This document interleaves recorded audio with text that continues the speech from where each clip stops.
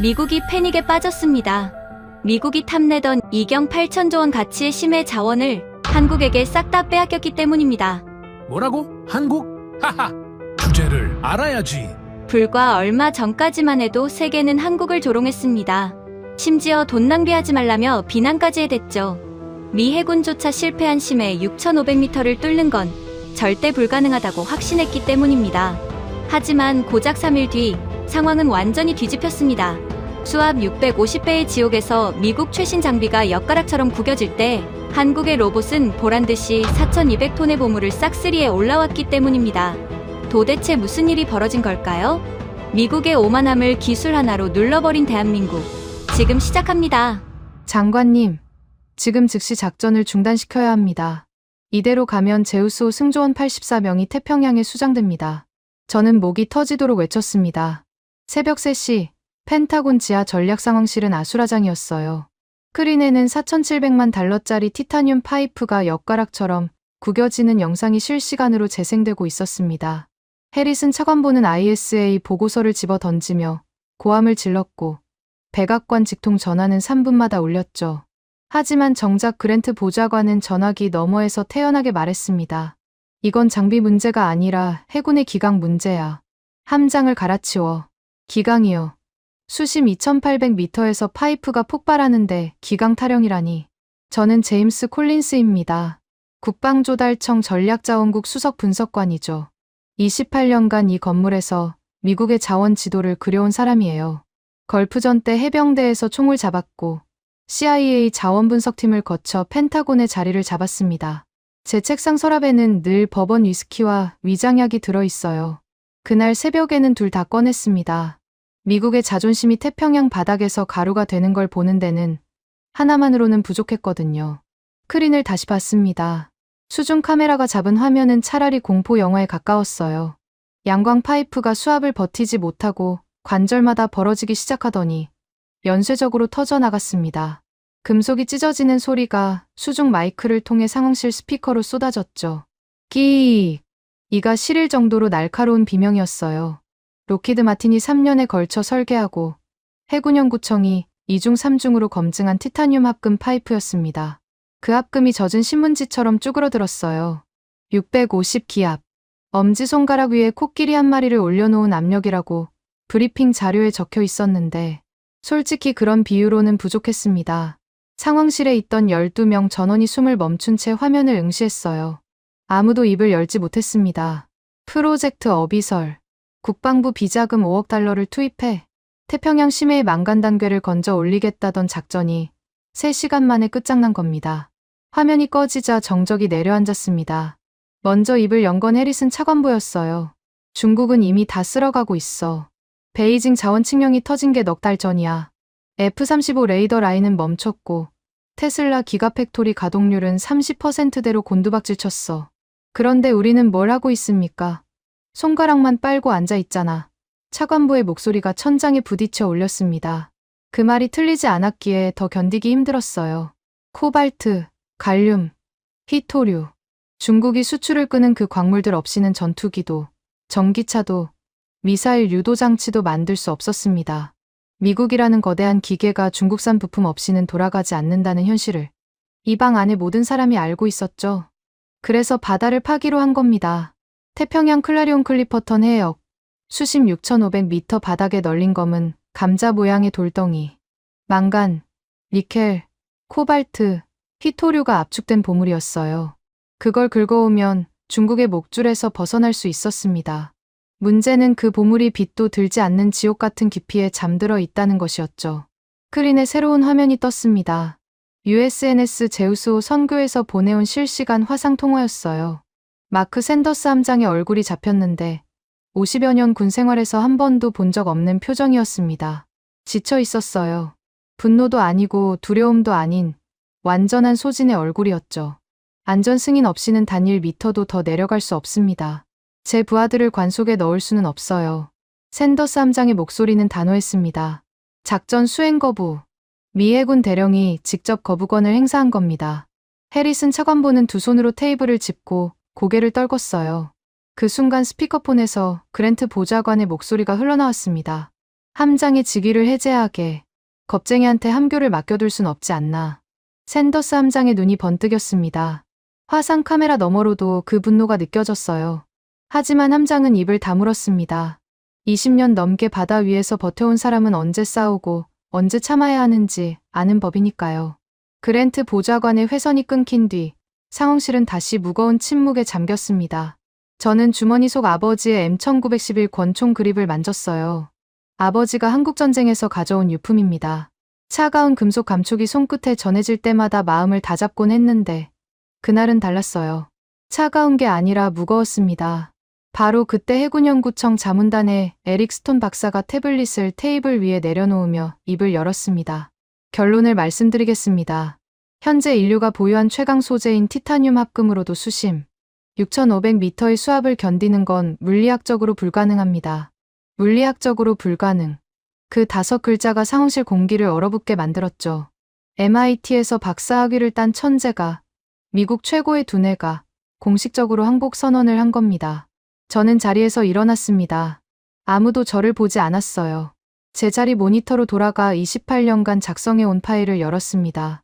미국 중심 자원 지도, 전 세계 광물 매장량과 공급망을 미국의 시각에서 정리한 데이터베이스였어요. 제 인생의 결정체라고 해도 과언이 아니었죠. 마우스 커서를 휴지통 위에 올렸습니다.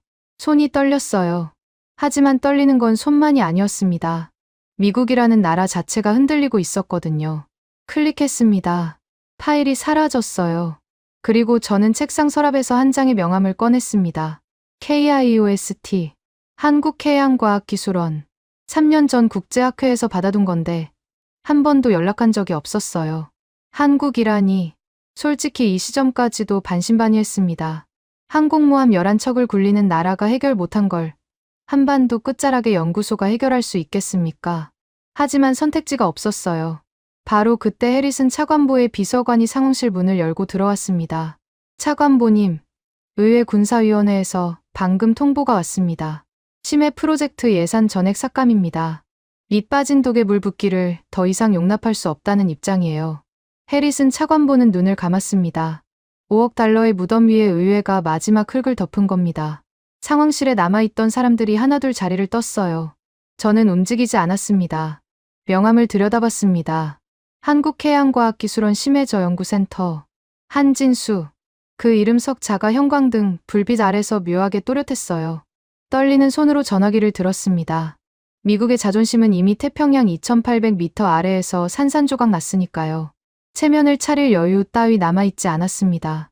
신호음이 울렸습니다. 1번, 2번, 3번. 저는 기도하고 있었어요. 미국 국방부의 수석 분석관이 태평양 건너편 작은 연구소에 매달리고 있었습니다. 진주만에 도착한 한국팀을 처음 본 순간 저는 심장이 바닥으로 꺼지는 기분이었습니다. 수송기 화물칸 램프가 열리자 가장 먼저 내린 사람은 회색 점퍼를 입은 중년 남자였어요. KIOST 로고가 가슴팍에 박혀 있었는데 점퍼가 하도 낡아서 글자가 반쯤 벗겨져 있더군요. 목에는 수건이 감겨 있었고 발에는 안전화를 신고 있었습니다. 한진수. 전화 너머로만 들었던 그 사람이었어요. 뒤따라 내린 연구원이 셋이었는데 들고 있는 짐이 전부였습니다. 낡은 노트북 가방 3개와 공구함 하나. 그게 다였어요. 저는 활주로에 서서 그 광경을 멍하니 지켜봤습니다. 펜타곤이 5억 달러를 날린 작전을 되살리러 온 사람들의 행색치고는 솔직히 너무 초라했거든요. 제 옆에 서 있던 샌더스 함장이 먼저 반응했습니다. 콜린스, 저 사람들이 전부인 겁니까? 함장의 목소리에 웃음기가 섞여 있었어요. 부정할 수가 없었습니다. 미 해군 최후의 희망이라고 불러들인 팀이 고작 4명이었으니까요. 함장은 한국팀의 공구함을 힐끗 보더니 고개를 저었습니다. 용산 전자상가에 서나볼 법한 투박한 센서 몇 개가 스티로폼 사이에 끼워져 있었어요. 로키드 마틴이 납품한 장비는 한 대에 수백만 달러짜리였는데 한국팀의 센서는 아무리 후하게 쳐도 대학 실험실 수준이었습니다. 함장은 아무 말 없이 돌아섰어요. 그 뒷모습에서 실망이 읽혔죠. 노스롭 그루먼이 세팅한 브리핑룸이 준비돼 있었습니다. 진주만 기지 내 최신 시설이에요. 대형 스크린 4대, 보안 등급 SCIF 인증, 위성 직통 회선까지 갖춰진 방이었죠. 저는 한진수 단장에게 안내하려고 다가갔습니다. 그런데 한 단장은 브리핑룸 쪽을 쳐다보지도 않았어요. 파이프는 어디 있습니까? 첫 마디가 그것이었습니다. 브리핑이 아니라 파이프를 보겠다는 겁니다.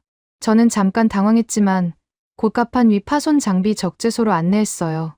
기름 냄새가 진동하는 곳이었습니다. 부서진 티타늄 파이프 잔해가 산더미처럼 쌓여 있었죠. 한 단장은 그 앞에 쪼그리고 앉더니 주머니에서 돋보기를 꺼냈습니다. 돋보기요. 2025년에 돋보기를 꺼내 든 겁니다. 찢어진 파이프의 단면을 들여다보기 시작했어요. 아무 말 없이. 한참을. 그때 백악관에서 전화가 왔습니다. 그랜트 보좌관이었어요. 콜린스, 방금 도착 보고를 받았는데 한화오션 기술진이라더니 동네 설비업자를 불렀나? 자네 정신이 있는 건가? 전화기 너머로 쏟아지는 모욕의 얼굴이 달아올랐습니다. 하지만 반박할 수가 없었어요. 그랜트의 말이 어느 정도는 맞았거든요. 눈앞의 광경만 놓고 보면 이건 국가 프로젝트가 아니라 보일러 수리 현장이었습니다. 저는 전화를 끊고 다시 갑판으로 돌아갔어요. 한 단장은 여전히 파이프 앞에 앉아 있었습니다. 이번에는 돋보기 옆에 청진기를 꺼내 들고 파이프 표면에 대고 있더군요. 청진기라니. 금속 파이프에 청진기를 갖다 대는 모습은 솔직히 황당했습니다.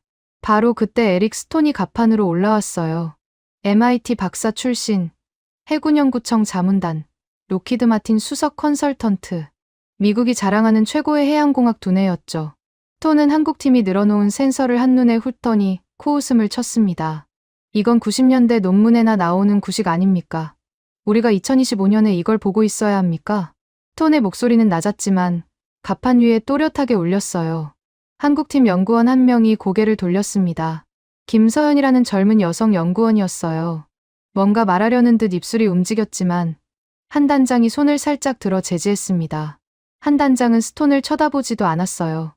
파이프에서 눈을 떼지 않은 채 고개만 살짝 기울이더니 누렇게 변한 방수 노트에 뭔가를 적었습니다. 그게 전부였어요. 스톤은 무시당한 거라고 느꼈겠죠. 얼굴이 붉어졌습니다. 하지만 더 이상 말을 걸지는 않았어요. 저는 그 장면을 지켜보면서 묘한 감정에 사로잡혔습니다. 분명 한국팀의 장비는 초라했어요. 최첨단이라고는 눈을 씻고 봐도 찾을 수 없었죠. 그런데 한 단장이 파이프를 들여다보는 눈빛은 달랐습니다. 로키드 마틴의 엔지니어들이 모니터 화면에서 데이터를 분석할 때와는 완전히 다른 종류의 집중이었어요. 뭐라고 해야 할까요? 의사가 환자의 맥을 짚는 것과 비슷했습니다. 기계를 기계로 보는 게 아니라 살아있는 무언가를 대하는 태도였어요. 돋보기로 결을 보고 청진기로 소리를 듣고 맨손으로 표면을 쓸어보는 32년 동안 태평양에서 1200일 넘게 버틴 사람의 손끝이 거기 있었습니다. 갑판에서 내려오는 길에 CIA 현장 요원이 한 단장의 앞을 막아섰습니다. 민간인의 군함 CIC 접근은 보안 규정 위반입니다. 이 이상은 갈 수 없습니다. 요원의 어깨가 한 단장의 앞을 완전히 가로막았어요. 한 단장은 멈춰 섰습니다.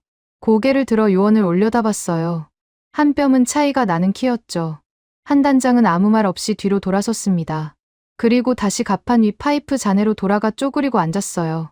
마치 처음부터 CIC에 갈 생각이 없었다는 듯이. 저는 그 뒷모습을 보면서 이상한 확신이 스멀스멀 올라오는 걸 느꼈습니다. 이 사람은 브리핑룸이 필요 없는 사람이었어요. 컴퓨터 스크린도, 위성 회선도, 보안 등급도 필요 없었습니다. 이 사람에게는 파이프 한 조각이면 충분했어요. 저녁 무렵 한 단장이 처음으로 노트를 펼쳐 보여줬습니다. 저한테가 아니라 샌더스 함장한테였어요. 저는 옆에서 슬쩍 훔쳐봤죠. 누렇게 변한 종이 위에 빼곡한 글씨와 그래프가 가득했습니다. 날짜가 적혀 있었는데 가장 오래된 건 2003년이었어요. 22년치 기록이었습니다. 수천 번의 실험, 수천 번의 실패. 이 사람들은 화려한 시뮬레이션 프로그램이 아니라 실제로 바다에 들어가서 부딪히고 깨지고 고치면서 데이터를 모은 겁니다. 책상이 아니라 현장에서 로키드 마틴이 슈퍼컴퓨터 앞에 앉아 있을 때 이 사람들은 태평양 한가운데서 파도에 맞으며 노트에 숫자를 적고 있었던 거예요. 샌더스 함장은 노트를 넘기다가 손을 멈추더니 한참을 들여다봤습니다. 표정이 미묘하게 변했어요. 비웃음은 사라지고 그 자리에 뭔가 다른 것이 올라오고 있었습니다. 뭐라고 단정짓기는 어렵지만 적어도 조롱은 아니었어요. 저는 그날 밤 숙소에서 잠을 이루지 못했습니다. 창밖으로 진주만의 불빛이 보였어요. 2800m의 벽 앞에서 미국의 최고 두뇌가 항복 선언을 했고 의회는 예산을 끊었고 백악관은 책임 떠넘기기에 바빴습니다. 그리고 지금 낡은 점퍼에 돋보기를 든 한국인 4명이 그 벽 앞에 서 있었어요. 미친 짓이었습니다. 하지만 돌이켜보면 미국이 5억 달러를 쏟아붓고도 실패한 그 자리에 돋보기와 청진기를 들고 나타난 사람들이야말로 진짜 바다를 아는 사람들이었는지도 모릅니다. 아버지의 권총 그립을 만졌어요. 한국전쟁 때 아버지가 싸웠던 나라, 70년이 지나 그 나라 사람들이 미국이 포기한 바다를 열어줄지도 모른다는 생각이 들었습니다. 버번을 한 모금 마셨어요. 내일이면 답이 나올 겁니다. 한 단장의 돋보기가 본 것이 무엇이었는지 말이죠. 다음 날 아침 8시 USNS 제우스 갑판에서 한 단장이 입을 열었습니다. 그런데 첫 마디부터 상식을 뒤집었어요. 파이프가 약해서 깨진 게 아닙니다. 샌더스 함장과 저, 그리고 에릭 스톤까지 갑판에 모여 있었는데 세 사람 모두 같은 표정을 지었을 겁니다. 뭐라고요?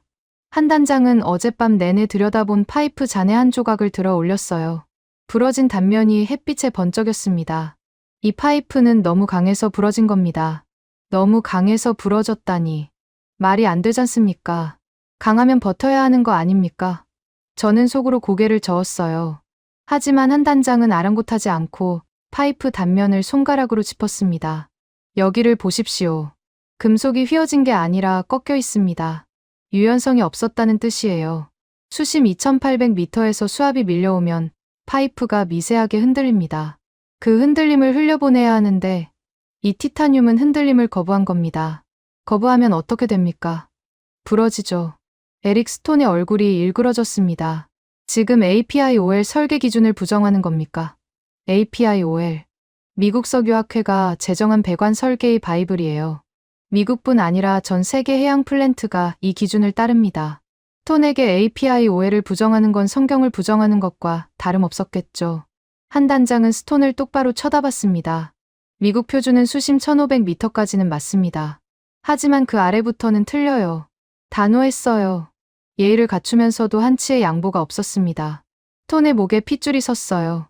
하지만 한 단장은 이미 등을 돌리고 김서연 연구원에게 뭔가를 지시하고 있었습니다. 김서연 연구원이 공구함에서 금속 막대 2개를 꺼냈어요. 하나는 미군의 티타늄 합금 파이프 조각이었고 다른 하나는 한국에서 가져온 샘플이었습니다. 포스코가 특수 제작한 연성 망간강이라고 했어요.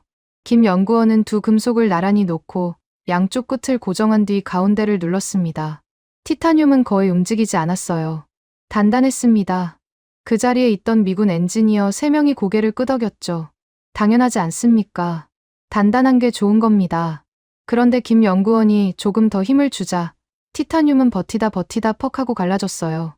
깨끗하게 두 동강이 났습니다. 다음은 망간강 차례였어요. 같은 힘을 주자 금속이 활처럼 휘어졌습니다. 꺾이지 않았어요. 힘을 빼자 천천히 원래 형태로 돌아왔습니다. 갑판 위에 잠깐 정적이 흘렀어요. 간단한 시연이었지만 그 침묵이 의미하는 바는 간단하지 않았습니다. 톤이 침묵을 깼습니다. 장난감 실험으로 물리학을 증명하겠다는 겁니까? 실제 심해 조건에서의 데이터가 있습니까? 정당한 질문이었어요. 갑판 위에서 금속 막대 2개 구부려 본다고 수심 6500m의 수압을 재현할 수는 없으니까요.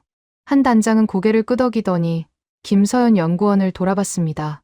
김 연구원이 낡은 노트북을 열었어요. 화면에 KRISO 로고가 떴습니다. 한국선박해양플랜트연구소. 거기서 지난 10년 동안 심해 수조에서 테스트한 데이터가 쏟아져 나왔어요. 수천 건이었습니다. 수압 조건별, 온도별, 유속별 파이프 거동 분석. 한 단장은 그중 하나를 짚었습니다. 이 배의 고유 진동수를 아십니까? 샌더스 함장이 고개를 갸웃했어요. 배의 고유 진동수. 모든 선박은 자기만의 진동수가 있습니다. 엔진이 돌아가고 스러스터가 작동하면 선체가 미세하게 떨리는데 그 떨림의 주파수가 파이프에 전달돼요. 한 단장은 어젯밤 청진기로 들은 게 바로 그것이었다고 했습니다. 이 배의 스러스터가 만들어내는 진동이 특정 구간에서 파이프의 공진 주파수와 겹칩니다. 공진이 일어나면 파이프에 걸리는 스트레스가 설계치의 3배까지 올라가요. 거기에 수압까지 더해지면 티타늄이 아니라 다이아몬드를 갖다 붙여도 버틸 수 없습니다. 공진. 저는 그 단어를 듣는 순간 등줄기가 서늘해졌어요. 다리가 일정한 박자로 흔들리면 무너지듯 배의 떨림이 파이프의 떨림과 겹치면 파괴력이 기하급수적으로 증폭된다는 겁니다. 문제는 소재의 강도가 아니었어요. 배와 파이프 사이의 진동 간섭이 원인이었던 겁니다. 록히드 마틴은 파이프만 받고 해군연구청은 수압만 받지만 한 단장은 배 전체를 하나의 살아있는 시스템으로 본 거예요. 샌더스 함장의 표정이 변했습니다. 함장은 전날까지만 해도 한국팀을 믿지 않았어요. 하지만 진동 간섭 이야기가 나오자 달라졌습니다. 잠깐. 우리가 수심 2200m를 지날 때 엔진룸에서 이상한 소음이 올라왔습니다. 기관장은 스러스터 베어링 문제라고 보고했는데 정비 후에도 소음이 사라지지 않았어요. 한 단장이 노트북 화면을 돌렸습니다. KRISO 데이터에서 추출한 진동 분석 그래프였어요. 특정 수심 구간에서 스러스터의 추진, 주파수와 파이프의 고유 진동수가 정확히 겹치는 지점이 붉은색으로 표시돼 있었습니다. 샌더스 함장이 손가락으로 그 지점을 짚었어요. 여기가 2200m 구간입니다. 소음이 시작된 지점하고 정확히 일치해요. 함장의 얼굴이 굳어졌습니다. 미군 장비가 잡아내지 못한 것을 한국인이 청진기 하나로 알아낸 겁니다. 에릭 스톤은 인정할 수 없다는 듯 고개를 저었어요. KRISO 데이터가 아무리 많아도 NIST 인증이 없으면 의미가 없습니다. 미국 표준기술연구소의 검증을 거치지 않은 공법을 미 해군 자산에 적용하는 건 규정 위반이에요. 스톤은 태블릿을 꺼내 뭔가를 확인하더니 갑판 위 미군 엔지니어들에게 명령했습니다. 한국팀의 장비를 선체에서 분리하십시오. NIST 인증 없는 장비의 접촉은 불법입니다. 작업이 물리적으로 중단됐어요. 미군 엔지니어 2명이 김서연 연구원의 노트북 전원 케이블을 뽑았습니다. 김 연구원의 눈이 커졌지만 한 단장은 손짓으로 다시 한번 제지했어요. 갑판 위 공기가 얼어붙었습니다. 미국의 규정이 한국의 기술을 가로막고 있었죠. 저는 그 순간 분노와 초조함이 동시에 치밀었습니다. 톤의 말은 절차적으로 틀리지 않았어요. NIST 인증 없는 장비를 미 해군 함정에 연결하는 건 분명 규정 위반이었습니다. 하지만 규정을 지켜서 뭘 어쩌겠습니까? 그 규정대로 했더니 4,700만 달러짜리 장비가 날아간 거 아닙니까? 저는 스톤에게 다가갔어요. 에릭, 지금 중국이 태평양 바닥을 쓸어 담고 있어. NIST 인증서를 들고 중국한테 가서 잠깐 기다리라고 할 건가? 스톤은 대답하지 않았습니다. 대답할 수 없었겠죠. 하지만 작업 중지 명령을 철회하지도 않았어요. 매뉴얼에 매달리는 사람은 매뉴얼 밖의 현실을 인정하는 게 죽는 것보다 두려운 법입니다. 한 단장은 중단된 작업에 한마디 항의도 하지 않았습니다. 대신 갑판 한쪽에 쪼그리고 앉아 다시 노트를 펼쳤어요. 옆에서 김서연 연구원이 뭔가를 속삭였는데 한 단장은 고개만 살짝 끄덕이고 펜을 놀렸습니다. 화려한 프레젠테이션도 격앙된 반론도 없었어요. 규정으로 막히면 기다리는 거였습니다. 그 동안에도 손은 멈추지 않았죠. 노트 위에 숫자와 도면이 계속 쌓여갔어요. 저는 슬쩍 다가가서 노트를 들여다봤습니다. 2003년부터 2025년까지 수천 번의 실험 기록 사이사이에 빨간 펜으로 적힌 메모가 끼어 있었어요. 대부분 실패 원인 분석이었습니다. 같은 실험을 15번 반복한 흔적도 있었어요. 14번 실패하고 15번째 숫자를 동그라미 친 페이지가 눈에 박혔습니다. 이 사람들은 이렇게 답을 찾아온 거였어요. 슈퍼컴퓨터가 아니라 바다 한가운데서 맨몸으로 부딪혀서 바닷바람이 갑판을 훑고 지나갔습니다. 한쪽에는 NIST 인증과 ASME 코드를 방패처럼 든 미국의 시스템이 있었고 다른 쪽에는 낡은 노트와 돋보기를 든 한국의 32년이 있었어요. 미국은 바다를 이기려 했고 한국은 바다에 맞추려 했습니다. 그 차이가 2800m의 벽을 만들었던 겁니다. 한 단장이 말했던 한마디가 갑판 위에 아직 남아있는 것 같았어요. 바다에는 코드가 없습니다. 저는 그 말을 곱씹으며 태평양 수평선을 바라봤습니다. 톤의 규정이 풀리지 않으면 이 작전은 시작도 못하고 끝나는 겁니다. 하지만 이상하게도 초조한 건 저뿐인 것 같았어요. 한 단장은 바람에 노트가 넘어갈까봐 손으로 꾹 누르고 있었습니다. 마치 시간이 자기 편이라는 것을 아는 사람처럼. 톤의 작업 중지 명령이 내려진 지 이틀째였습니다. 갑판 위 한국팀의 장비는 손도 대지 못한 채 방치돼 있었어요. 저는 펜타곤과 백악관 사이를 오가며 전화통을 붙들고 있었죠. NIST 인증 문제를 우회할 방법이 없었습니다. 규정은 규정이었으니까요. 그런데 한 단장은 전혀 다른 이야기를 꺼냈어요. 파이프를 바꿀 필요가 없습니다. 제우스호 갑판 위에서 한 단장이 김서연 연구원과 함께 작성한 도면을 펼쳤을 때 저는 귀를 의심했습니다. 파이프를 교체하지 않겠다고요. 그럼 대체 뭘 하겠다는 겁니까? 한 단장의 설명은 이랬어요. 파이프 자체가 문제가 아니라 파이프의 움직임이 문제라면 움직임을 제어하면 된다는 겁니다. 능동형 댐퍼, 파이프가 흔들릴 때 그 진동을 실시간으로 감지해서 반대 방향으로 미세한 힘을 가해 상쇄시키는 알고리즘이었습니다. 지진이 나면 건물이 흔들리지 않습니까? 그때 건물 꼭대기에 달린 거대한 추가 반대로 움직여서 흔들림을 잡아주는 것과 같은 원리예요. 다만 그걸 수심 6,500m, 수압 650기압의 환경에서 실시간으로 해내야 한다는 게 문제였죠. 그리고 그 알고리즘을 돌리려면 미군 시스템에 한국산 소프트웨어를 심어야 했습니다. 예상대로 폭풍이 몰려왔어요. 그랜트 보좌관이었습니다. 화상회의 스크린에 그랜트의 얼굴이 뜨자마자 고함이 터져 나왔죠. 펜타곤 전산망에 검증 안 된 한국산 코드를 심겠다고? 이건 해킹이야, 해킹.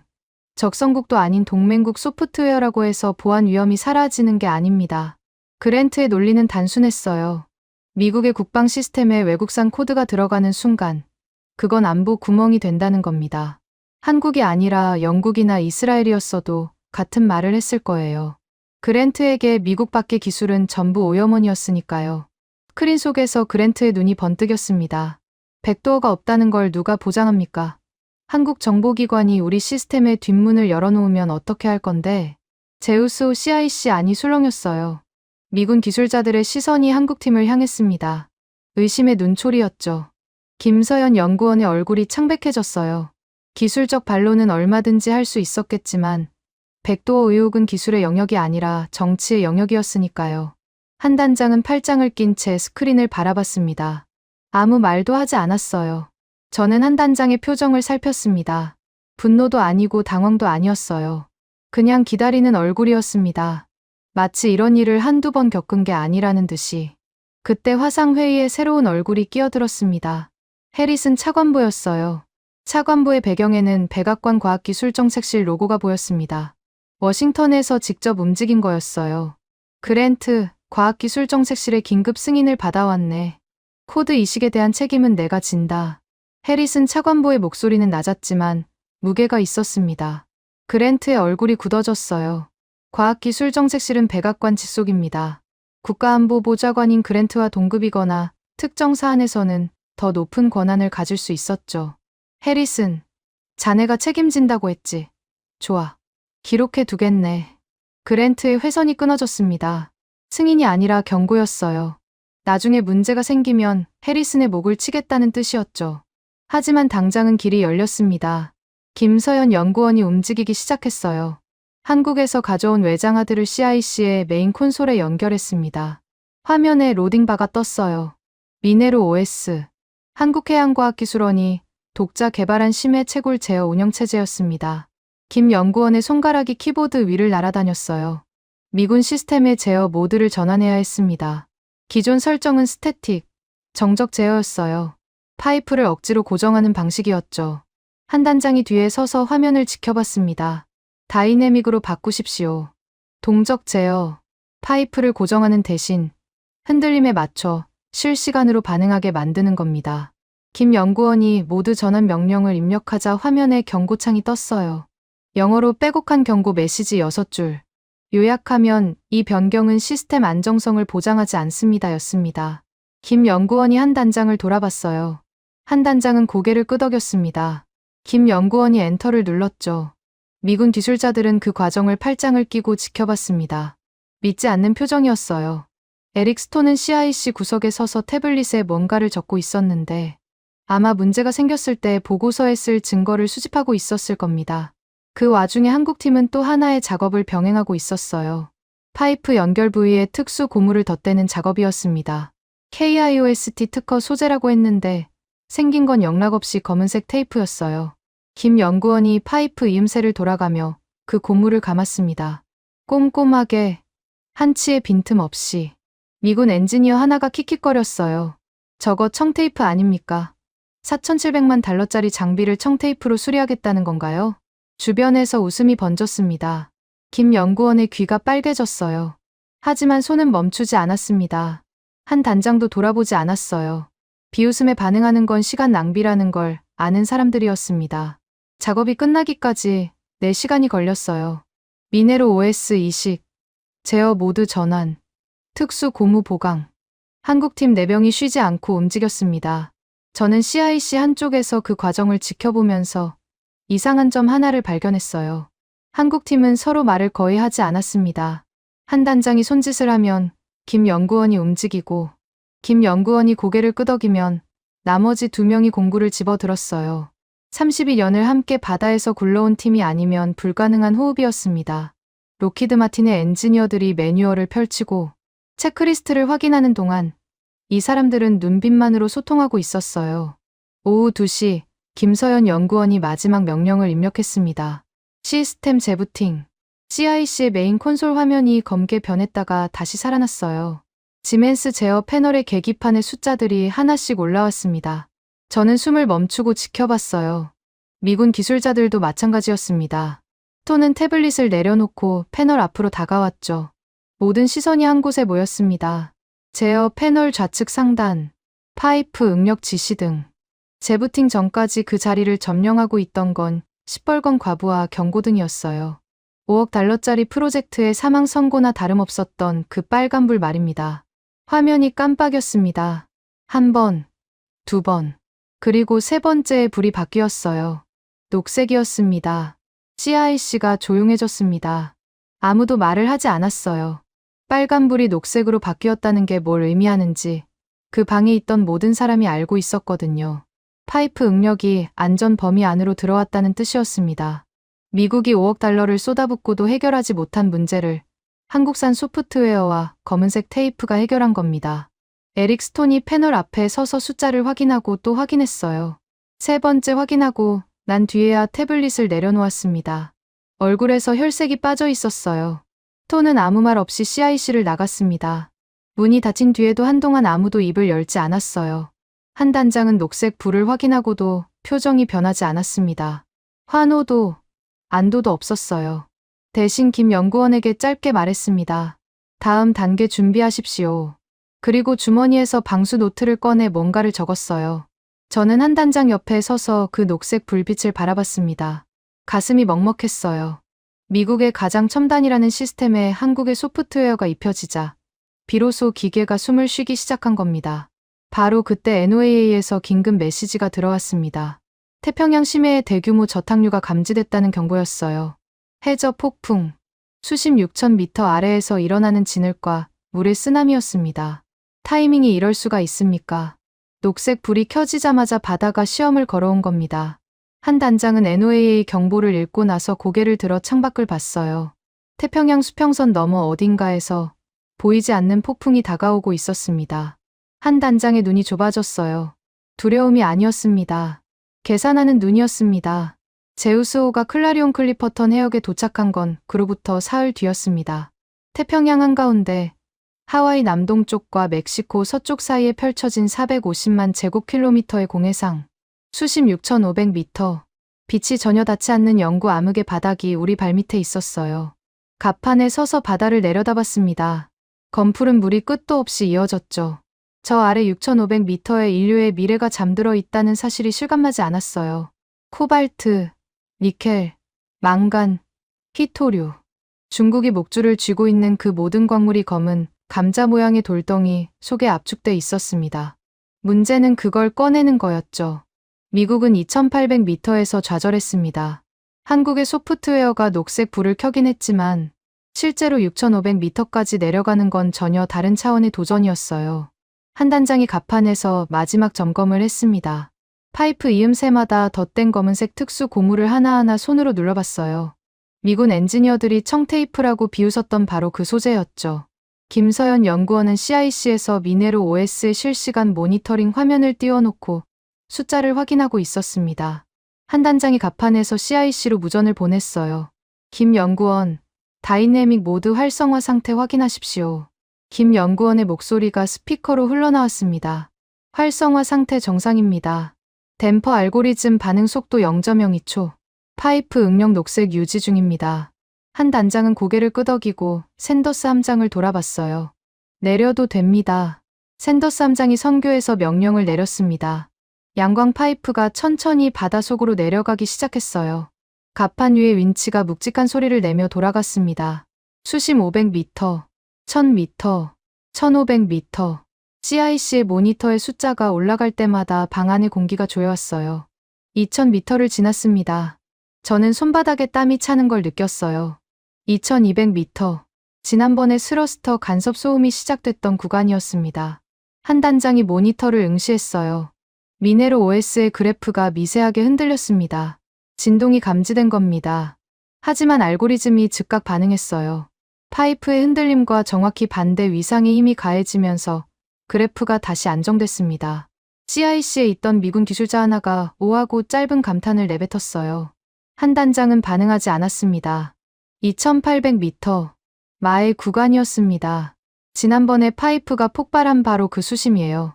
CIC 안의 모든 시선이 제어 패널에 쏠렸습니다. 샌더스 함장이 선교에서 CIC로 연결된 스피커를 통해 물었어요. 상태 보고. 김서연 연구원이 답했습니다. 파이프 응력 정상 범위. 진동 제어 알고리즘 정상 작동. 녹색 유지입니다. 2800m를 지났습니다. 아무 일도 일어나지 않았어요. 지난번에 티타늄이 엿가락처럼 구겨졌던 그 지점을 같은 파이프가 스치듯 통과한 겁니다. 달라진 건 딱 하나였어요. 한국의 소프트웨어가 파이프의 숨을 조절해주고 있었다는 것. 저는 모니터 앞에서 두 주먹을 불끈 쥐었습니다. 하지만 아직이었어요. 2800은 절반도 안 됐으니까요. 3000m, 4000m, 5000m. 숫자가 올라갈수록 CIC의 정적이 깊어졌습니다. 수압은 기하급수적으로 증가했어요. 5000m에서 파이프에 걸리는 압력은 2800m의 거의 2배였습니다. 미네로 OS의 그래프가 격렬하게 출렁였어요. 하지만 매번 알고리즘이 0.02초 안에 반응해서 진동을 상쇄했습니다. 마치 파도를 타는 서퍼처럼 파이프가 수압의 리듬에 맞춰 유연하게 움직였어요. 톤이 주장했던 강성, 강한 재료와 강한 모터가 답이라던 그 철학과는 정반대였습니다. 힘을 빼고 흐름에 맡기는 방식. 한 단장이 32년간 바다에서 깨달은 원리가 지금 수천 미터 아래에서 증명되고 있었어요. 6000m를 넘겼습니다. CIC의 공기가 전기를 띈 것처럼 따끔거렸어요. 6200, 6300, 6400. 김서연 연구원의 목소리가 한 음절씩 또렷하게 울렸습니다. 6500m. 착저합니다. 파이프가 태평양 바닥에 닿았어요. 빛이 전혀 없는 영구 암흑, 수온 1.5도, 수압 650기압의 지옥. 미국이 물리학적으로 불가능하다고 선언한 바로 그 깊이에 한국의 기술이 도달한 겁니다. 에릭 스톤의 얼굴을 봤습니다. 모니터에서 눈을 떼지 못하고 있었어요. 입술이 달싹거렸지만 소리가 나오지 않았습니다. MIT의 시뮬레이션에서도 불가능하다던 수치가 눈앞에서 현실이 되고 있었으니까요. 집광 로봇이 가동을 시작했습니다. 해저면을 긁어내는 기계음이 수중 마이크를 통해 CIC 스피커로 전해졌어요. 지직거리는 소음 사이로 단단한 무언가가 긁히는 소리가 들렸습니다. 10분이 지났어요.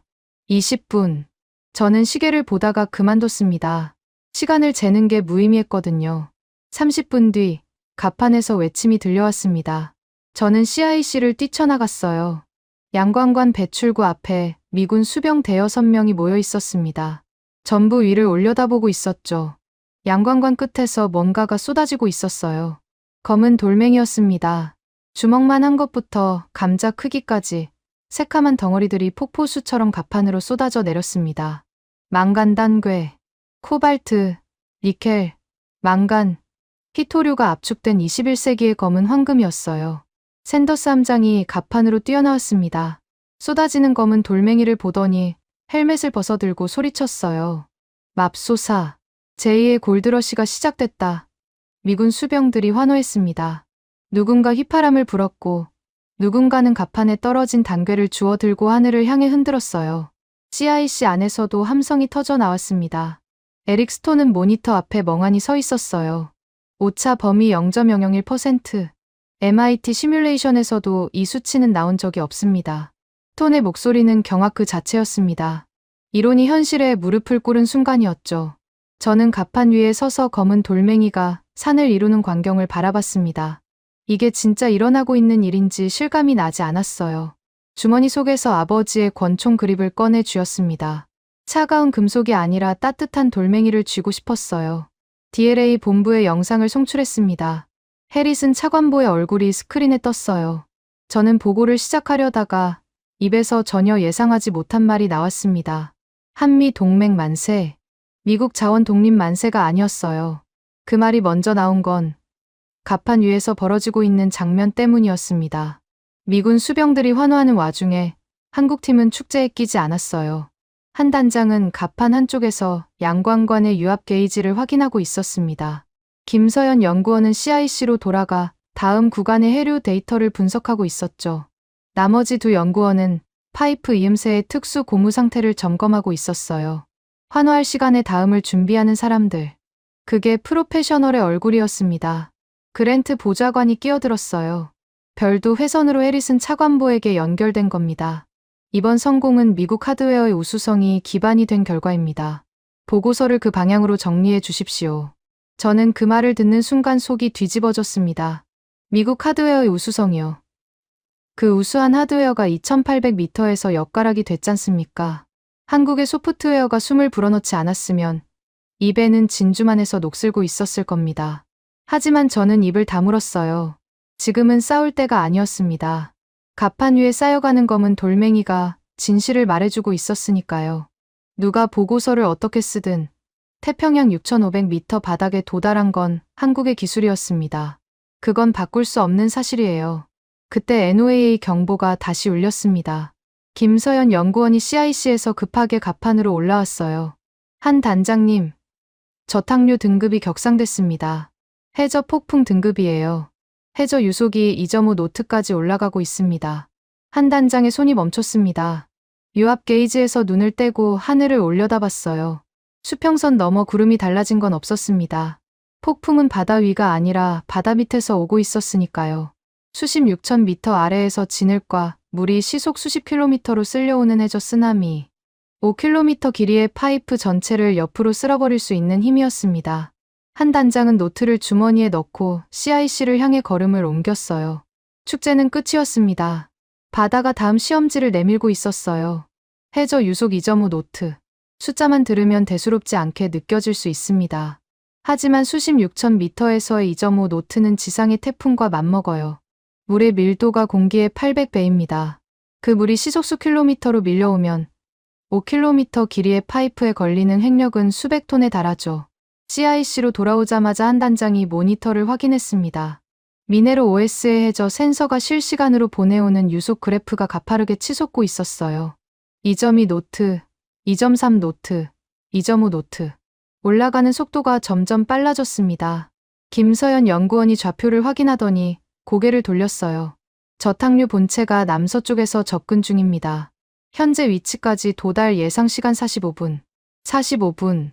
갑판 위에 검은 황금이 산더미처럼 쌓여있는 이 순간에 바다 밑에서 괴물이 달려오고 있었습니다. 제우스호가 먼저 비명을 질렀어요. 다이내믹 포지셔닝 시스템. 배를 한 지점에 고정시키는 자동. 위치 유지 장치가 갑자기 굉음을 내기 시작했습니다. 15,000톤급 거함이 눈에 보이지 않는 힘에 밀려 옆으로 흔들렸어요. 갑판에 쌓인 망간단괴 일부가 미끄러지며 철제 난간에 부딪혔습니다. 쾅! 둔탁한 소리가 갑판을 울렸죠. 샌더스 함장이 선교에서 소리쳤습니다. DP 시스템 과부하. 스러스터 출력 80% 초과. 배가 제자리를 지키려고 엔진을 풀가동하고 있었어요. 하지만 해저에서 밀려오는 조류의 힘이 엔진의 힘을 밀어붙이고 있었습니다. 밧줄 양쪽에서 코끼리가 잡아당기는 줄다리기 같은 거였어요. 가운데 있는 건 5km짜리 파이프였고요. CIC의 경고등이 노란색에서 빨간색으로 바뀌었습니다. 파이프 응력 수치가 급격히 올라가고 있었어요. 한 단장은 모니터 앞에 서서 숫자를 읽었습니다. 표정이 굳어졌어요. 미네로 OS의 댐퍼 알고리즘이 전력으로 작동하고 있었지만 해저 폭풍의 횡력까지 동시에 감당하기엔 변수가 너무 많았던 겁니다. 수압에 의한 종방향 진동, 조류에 의한 횡방향 힘, 거기에 배 자체의 흔들림까지.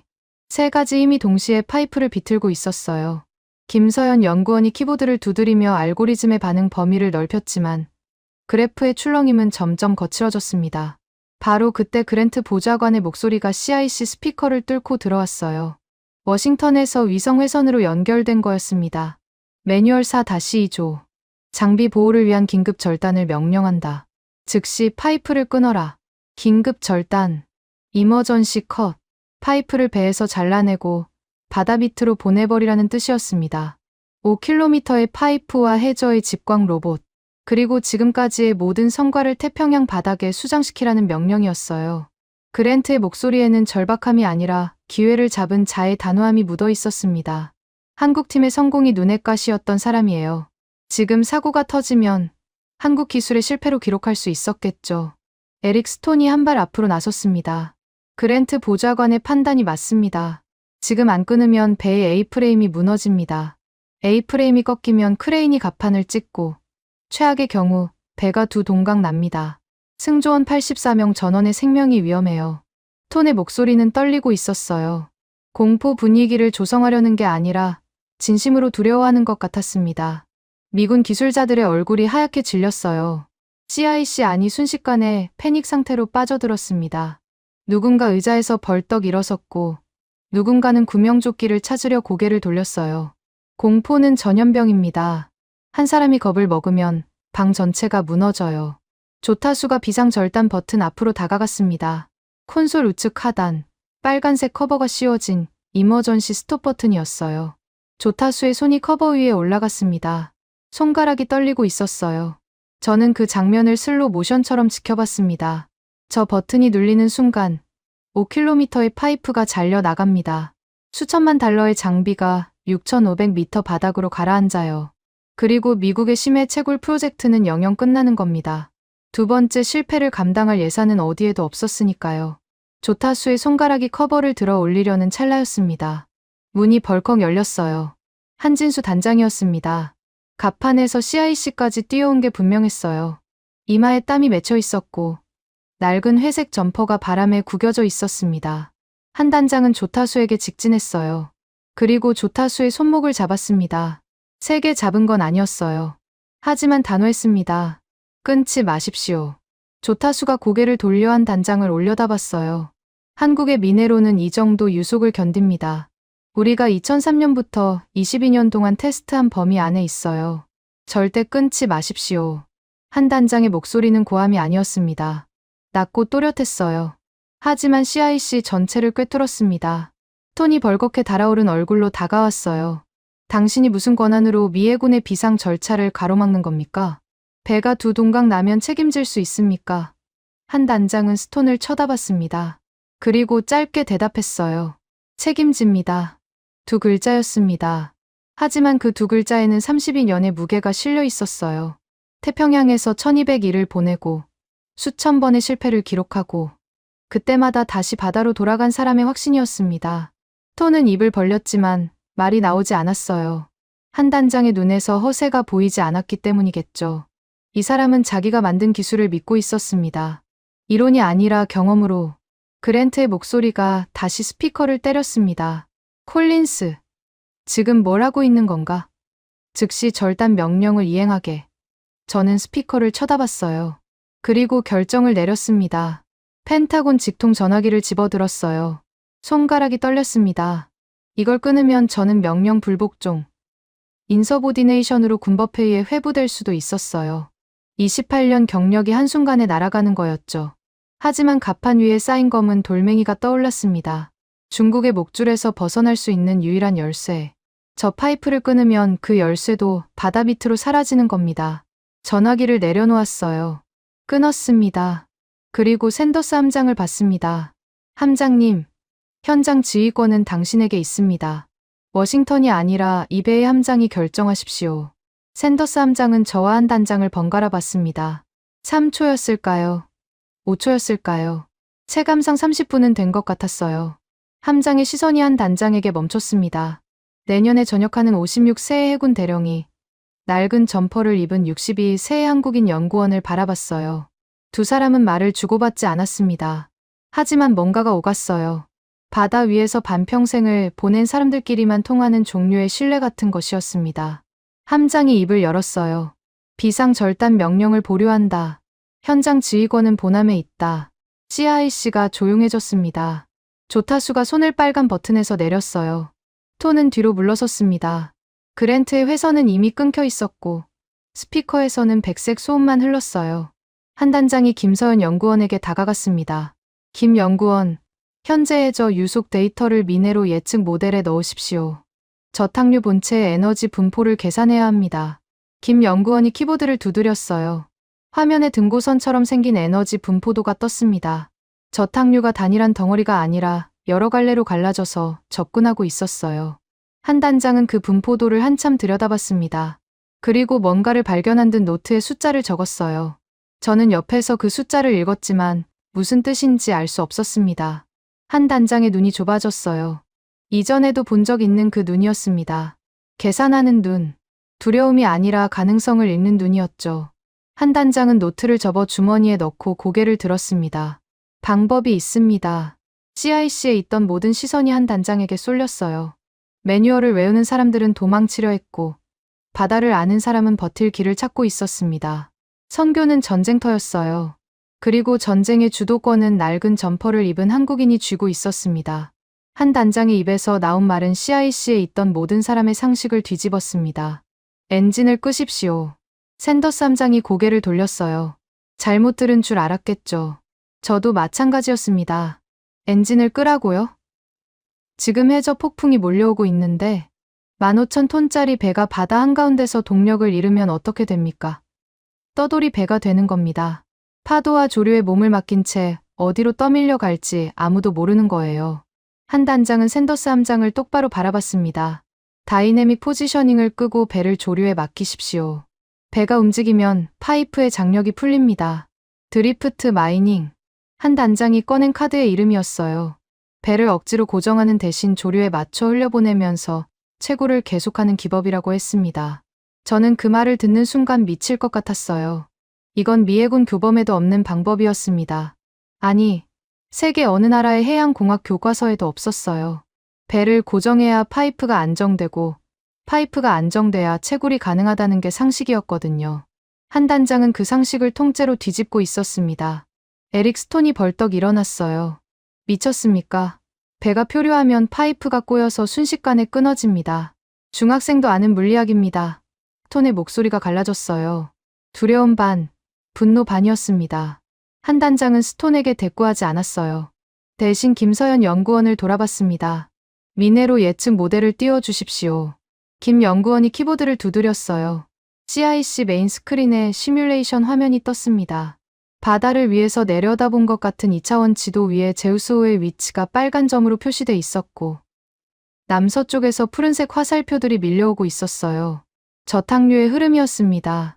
한 단장이 화면을 가리켰어요. 저탕류는 직선으로 오지 않습니다.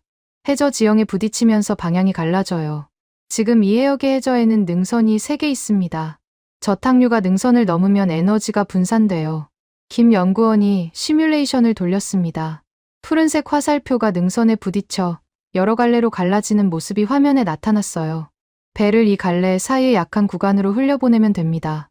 조류를 정면으로 받는 게 아니라 비켜가는 겁니다.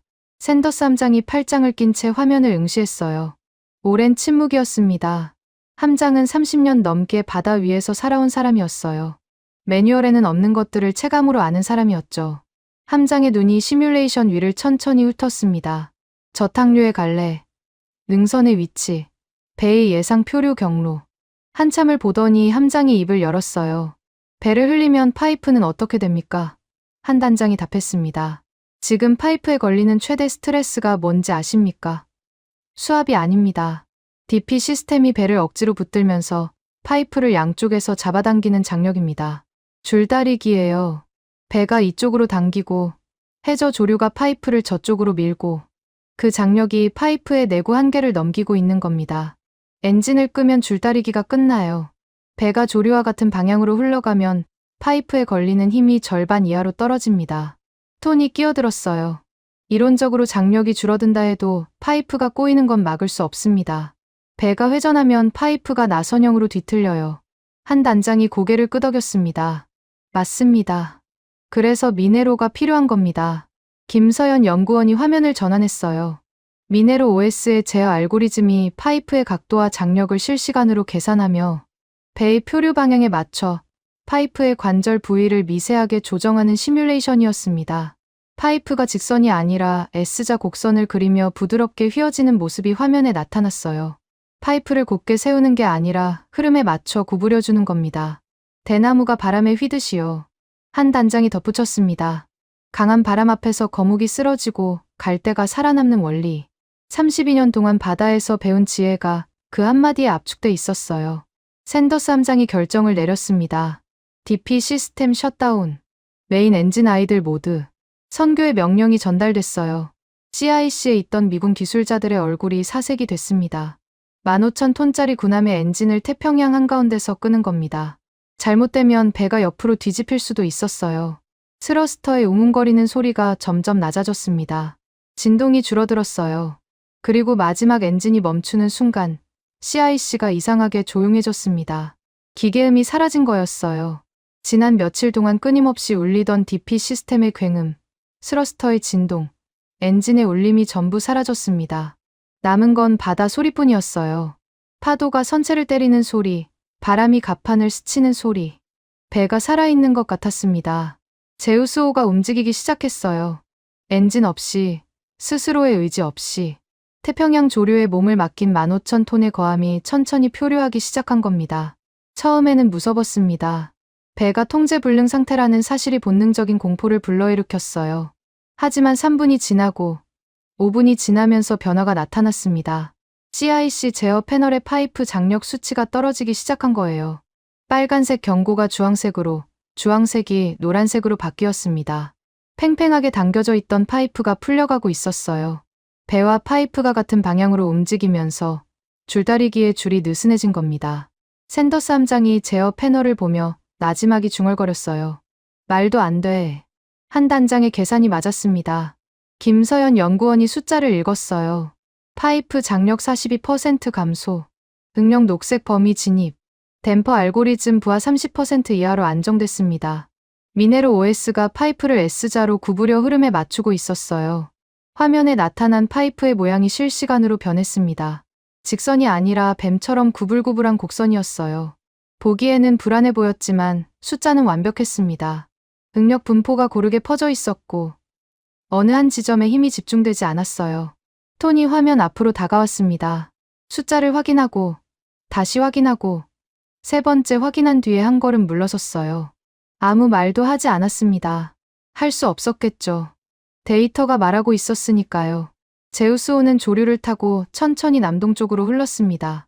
저탕류의 본체가 남서쪽에서 밀려왔지만 한 단장이 예측한 대로 해저 능선에 부딪혀 갈라졌어요. 배는 그 갈래 사이의 약한 구간을 빠져나가고 있었습니다. 마치 급류 속에서 바위 뒤편의 고요한 물살을 찾아 노를 젓는 것처럼. 아니, 노조차 젓지 않았어요. 물살이 배를 데려가도록 내버려 둔 겁니다. 그리고 놀라운 일이 일어났어요. 채굴이 멈추지 않았습니다. 양광관을 통해 검은 망간단괴가 계속 올라오고 있었어요. 폭풍 속에서 엔진이 꺼진 상태에서 배가 떠돌면서도 파이프는 부드럽게 S자를 그리며 해저와 연결을 유지하고 있었습니다. 김 연구원이 채굴량 데이터를 불렀어요. 시간당 200톤. 상업 채굴 기준 충족입니다. 시간당 200톤. 폭풍이 없을 때와 거의 같은 수치였어요. 한 단장이 폭풍의 에너지를 역이용한 겁니다. 조류가 파이프를 밀어주는 힘을 채굴 로봇의 이동 에너지로 전환한 거였어요. 갑판에 올라가 봤습니다. 바람이 세차게 불었어요. 파도가 선체를 때렸고 하늘은 잿빛 구름으로 뒤덮여 있었습니다. 하지만 배는 놀라울 정도로 안정적이었어요. 엔진이 조류와 싸우지 않으니 선체의 떨림이 사라진 겁니다. 양광관 배출구에서는 여전히 검은 돌멩이가 쏟아지고 있었어요. 폭풍우 속에서 춤을 추듯 흔들리는 배 위로 코발트와 니켈과 히토류가 쏟아지는 광경. 비현실적이었습니다. 갑판에 쌓인 망간단괴의 양이 어마어마했어요. 어제까지 채굴한 것에 폭풍 중 채굴분까지 합치면 4,200톤이 넘었습니다. 검은 산이 갑판 위에 솟아 있었어요. CIC로 돌아오니 해리슨 차관보의 화상 통화가 연결돼 있었습니다. 차관보의 표정이 이전과 완전히 달라져 있었어요. 해리슨 차관보는 그랜트 보좌관에게 별도 회선을 걸었습니다. CIC 스피커를 통해 대화가 들려왔어요. 그랜트, 짐 싸게. 백악관 보고는 내가 직접 한다. 짧았습니다. 하지만 그 짧은 문장에 그랜트의 정치 생명이 끊어지는 소리가 들렸어요. 스피커 너머에서 그랜트가 뭔가를 말하려 했지만 차관보가 먼저 회선을 끊었습니다. 기술 국수주의를 무기로 휘둘러 온 사람이 기술 앞에서 쓸려 나가는 순간이었죠. 샌더스 함장이 갑판으로 올라왔어요. 함장의 손에 뭔가가 들려 있었습니다. 동전 크기의 금속 원형이었어요. 해군 지휘관 코인. 미 해군에서 지휘관이 특별한 경의를 표할 때 건네는 상징물이었습니다. 함장은 한 단장에게 다가갔어요. 한 단장은 갑판 한쪽에서 양광관 유압 게이지를 확인하고 있었습니다. 폭풍 속에서도 다음을 점검하는 사람이었죠. 함장이 한 단장 앞에 섰어요. 한 단장이 고개를 들었습니다. 함장은 말 없이 코인을 내밀었어요. 한 단장은 잠깐 코인을 내려다보더니 고개를 살짝 숙여받았습니다. 두 사람 사이에 오간 건 금속 조각 하나뿐이었어요. 하지만 그 무게는 훈장보다 무거웠습니다. 미 해군 대령이 한국인 연구원에게 자기 군생활 최고의 명예를 건넨 겁니다. 바다 위에서 반평생을 보낸 두 사람 사이에 비로소 말이 필요 없는 신뢰가 완성된 순간이었어요. 갑판 위에는 폭풍우가 여전히 몰아치고 있었습니다. 하지만 그 폭풍 속에서 4,200톤의 검은 황금이 산을 이루고 있었어요. 한국의 기술로 캐낸 미국의 미래였습니다. 2026년 1월 15일 워싱턴 DC. 는 눈이 내리고 있었습니다. 펜타곤 사무실 창밖으로 하얀 가루가 쉴 새 없이 떨어졌어요. 저는 책상에 앉아 CNN 화면을 보고 있었습니다. 앵커의 목소리가 사무실을 채웠어요. 미 해군 태평양 함대 소속 이지스 구축함 두 척이 한국 심해 채굴선 이사부호를 호위하고 있습니다. 클라리온 클리퍼턴 해역에서의 자원 채굴이 본격화되면서 미 해군이 한국 민간 선박을 보호하는 전례 없는 장면이 연출되고 있습니다. 화면에 이사부호의 모습이 잡혔어요. 하얀 선체에 태극기가 펄럭이고 있었습니다. 양옆으로 미 해군의 알레이버크급 부축함이 나란히 항해하고 있었죠. 주객전도라는 말이 절로 나왔습니다. 세계 최강의 해군이 한국 배를 지켜주고 있었으니까요. 그 장면을 만든 게 뭔지 저는 알고 있었어요. 한미 심해자원 협정. 미국 정부가 굴욕을 감수하고 체결한 조약이었습니다. KIOST를 미 국방부의 최우선 기술 파트너로 공식 지정하는 내용이었어요. 최우선 기술 파트너, 로키드 마틴도, 노스롭 그룹원도, 레이시온도 아닌 한국해양과학기술원이 그 자리에 올라간 겁니다. 펜타곤 복도에서 그 소식이 퍼졌을 때 로비스트들이 난리가 났었죠. 미국 방산업체들이 수십 년간 독점해 온 자리를 한국의 연구소가 차지했으니까요. 하지만 반박할 수 없었습니다.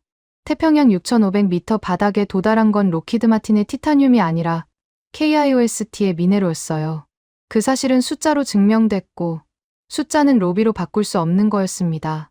텔레비전을 끄고 모니터를 켰어요. 메일함에 미 해군 대학원에서 온 공문이 올라와 있었습니다. 내용을 확인하고 나서 저도 모르게 웃음이 나왔어요. 필수 교양 과목 신설 공지. 한스 프로토콜. 한진수 프로토콜이라는 이름이 미 해군 장교 교육 커리큘럼의 정식 과목으로 올라간 겁니다. 드리프트 마이닝 기법, 능동형 댐퍼 알고리즘, 유연 구조 시스템의 원리. 한 단장이 32년 동안 태평양에서 쌓아올린 지혜가 미국 해군의 교과서가 된 거예요. 아이러니했습니다. 미국이 2,800m에서 포기하고 물리학적으로 불가능하다고 선언했던 그 기술이 이제 미국 해군의 필수 과목이라니. 에릭 스톤이 이 공문을 봤을 때 어떤 표정을 지었을지 궁금했어요. MIT의 시뮬레이션보다 한국인의 노트가 더 정확했다는 걸 매학기 미 해군 장교들이 배우게 된 겁니다. 스톤 이야기가 나왔으니 말인데 그와 그랜트는 한 달 전 의회 청문회에 불려 나갔습니다. 상원 군사위원회 소위원회였어요. 안건은 단순했습니다. 왜 한국 기술을 진작 도입하지 않았는가. 짧은 질문이었지만 그 안에 담긴 무게는 어마어마했죠. 5억 달러의 세금이 날아갔고 F-35 생산 라인이 석 달이나 멈췄고 중국에 대한 자원 종속이 반년 넘게 이어졌습니다. 한국팀을 처음부터 불렀으면 막을 수 있었던 손실이었어요. 청문회 영상을 봤습니다. 그랜트는 국가 안보 차원에서 외국 기술의 무분별한 도입을 경계한 것이라고 변명했어요. 위원장의 안경 너머로 그랜트를 쳐다봤습니다. 보좌관님, 그 경계 덕분에 미국은 태평양 바닥에서 4,700만 달러를 날렸습니다. 경계와 무능의 차이를 설명해 주시겠습니까? 그랜트의 얼굴이 돌처럼 굳었어요. 카메라가 클로즈업으로 잡았는데 이마에 땀이 맺혀 있더군요. 톤의 차례는 더 처참했습니다. 물리학적으로 불가능하다는 공식 결론을 내리셨는데 한국팀은 같은 파이프로 6,500m에 도달했습니다. 박사님의 물리학과 한국의 물리학이 다른 겁니까? 톤은 한참을 침묵했어요. 그리고 마이크 앞에서 떨리는 목소리로 말했습니다. 저희 분석 모델에 변수 설정에 오류가 있었습니다. 변수 설정의 오류. 학술적으로 포장했지만 본질은 단순했어요. 톤은 수심 6,500m의 수압과 조류를 상수로 놓고 계산했습니다. 변하지 않는 고정값으로 본 거예요. 하지만 바다는 상수가 아니었습니다. 매 순간 변하는 변수였어요. 한 단장이 32년 동안 바다에서 배운 것이 바로 그것이었죠. 바다는 고정된 적이 없다. 교과서에 나오는 평균값으로 바다를 재단하면 바다가 되갚아준다. 톤의 MIT 학위는 그 단순한 진실 앞에서 무력했던 겁니다. 오후에 반가운 소식이 하나 더 들어왔어요. 레이첼 박이 백악관 국가경제위원회 자원 담당관으로 영전했다는 인사 발령이었습니다. 한국계 미국인인 레이첼은 이번 프로젝트에서 한미 간 기술 교류의 실무 조율을 맡았던 사람이에요. 한국과의 파트너십을 총괄하는 자리에 한국의 혈통을 가진 사람이 올라간 겁니다. 우연이 아니었어요. 워싱턴이 보낸 메시지였습니다. 한국과의 관계가 그만큼 중요해졌다는 뜻이었죠. 한 달 전까지만 해도 그랜트가 한국산 소프트웨어에 백도어가 있다며 난리를 쳤는데 이제 백악관이 한국과의 파트너십 총괄 자리를 새로 만들어준 겁니다. 세상은 참 빨리 변합니다. 특히 결과가 나온 뒤에는요. 사무실을 정리하고 펜타곤을 나섰어요. 눈이 그쳤더군요. 차를 몰고 알링턴 국립묘지로 향했습니다. 아버지 묘소가 거기 있었어요. 한국전쟁 참전 용사. 아버지는 인천에서 싸웠고 장진호에서 동상에 걸렸고 살아서 돌아왔습니다. 제가 아버지에게 물려받은 건 M1911 권총 그립 하나뿐이었어요. 하지만 그게 전부가 아니었는지도 모릅니다. 아버지는 한국이라는 나라에서 싸웠고 70년 뒤에 아들인 저는 한국이라는 나라에 도움을 요청했습니다. 피로 맺은 동맹이 기술로 이어진 겁니다. 묘비 앞에 섰어요. 하얀 대리석 위에 아버지의 이름이 새겨져 있었습니다. 주머니에서 M1911 그립을 꺼냈어요. 늘 그랬듯 묘비 앞에 올려놓으려다가 멈췄습니다. 대신 다른 것을 꺼냈어요. 주머니 반대쪽에 넣어두었던 작은 돌멩이였습니다. 새카만 색의 울퉁불퉁한 표면. 주먹 반만한 크기의 망간당괴 조각이었어요. 제우스호 가판에서 한국팀이 건네준 겁니다. 태평양 6,500m 바닥에서 올라온 검은 황금, 코발트, 니켈, 망간, 희토류가 압축된 21세기의 보물이었죠. 저는 권총 그립 대신 그 돌멩이를 묘비 앞에 올려놓았습니다. 아버지가 총으로 지킨 나라가 있었고 그 나라가 기술로 미국을 살렸습니다. 총 대신 돌멩이를 올려놓는 게 맞았어요. 시대가 바뀌었으니까요. 바람이 불었습니다. 알링턴의 하얀 묘비들이 끝없이 이어져 있었어요. 모두 미국을 위해 싸운 사람들이었습니다. 하지만 이제 미국을 지키는 방법은 달라졌어요. 항공모함의 화력이 아니라 동맹의 기술이 국가를 살리는 시대가 된 겁니다. 한 단장의 얼굴이 떠올랐어요. 낡은 회색 점퍼, 목에 감긴 수건, 돋보기와 청진기. 그 소박한 행색 뒤에 32년의 바다가 있었죠. 미국의 5억 달러가 해결하지 못한 것을 한국의 32년이 해결했습니다. 돈의 무게와 시간의 무게는 다릅니다. 시간이 이겼어요. 묘비에서 돌아서며 펜타곤 쪽을 바라봤습니다. 회색 오각형 건물이 저녁 햇살에 물들어 있었어요. 28년간 저 건물에서 미국 중심의 자원 지도를 그렸습니다. 그 지도를 휴지통에 버린 게 2달 전이었어요. 이제 새 지도를 그려야 합니다. 미국 혼자가 아니라 한국과 함께 그리는 지도를. 아버지가 지키려던 위대한 미국은 사라지지 않았어요. 다만 위대함의 정의가 바뀌었을 뿐입니다. 혼자서 강한 나라가 아니라 누구와 손잡을지 아는 나라가 진짜 강한 나라였어요. 그리고 미국이 손잡은 상대는 태평양 건너편의 작은 나라, 대한민국이었습니다. 주차장으로 걸어가면서 주머니에 손을 넣었어요. 권총 그립이 없는 주머니가 허전했습니다. 하지만 이상하게도 그 허전함이 무겁지 않았어요. 묘비 위에 올려놓은 검은 돌멩이가 아버지에게 전할 말을 대신해주고 있었으니까요. 태평양의 주인은 바뀌지 않았습니다. 다만 그 바다를 다루는 기술의 주인은 확실히 정해졌어요. 지금까지 여러분의 영원한 말동무, 감동을 더하다 였습니다. 세계를 놀라게 한 대한민국. 다음 영상에서도 계속됩니다. 좋은 하루 되세요.